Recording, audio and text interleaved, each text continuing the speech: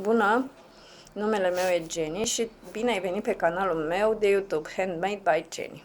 Am și o pagină de Facebook și un grup cu numele ăsta.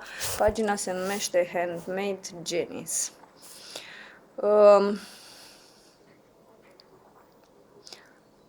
Vă rog să-mi iertați emoțiile și tehnologia puțin empirică. Nu mă descurc foarte tare, se pare că mă depășește un pic, dar sper că ajungem la un consens.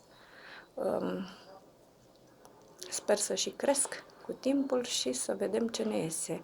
Eu lucrez tot ce, după cum v-a spus numele canalului, lucrez cam ce cade în mână, orice, cos, croșetez, împletesc. Aici am o pereche de pantalonași care îi lucrez pentru nepoata mea de 4 luni. Am să vi prezint pe într-un filmuleț. Am și un logoraș care este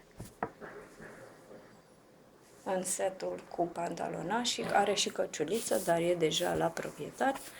Le-am făcut un pic mai mari pentru că nu vreau să-i rămână foarte repede mici, să lucrez greu, pentru că dacă lucrez circular la asemenea dimensiuni, merge foarte greu.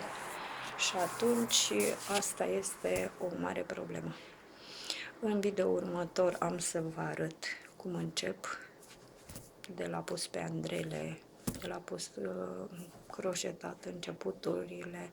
Dacă mă urmăriți, veți învăța, chiar dacă nu știți să croșetați, tot ceea ce fac eu. Să cos, să croșetez, să împletesc, să fulare, căciuli, pulovere, pantalonași, rochicioare, fustițe.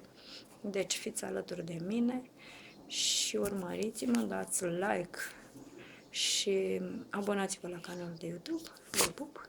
La revedere!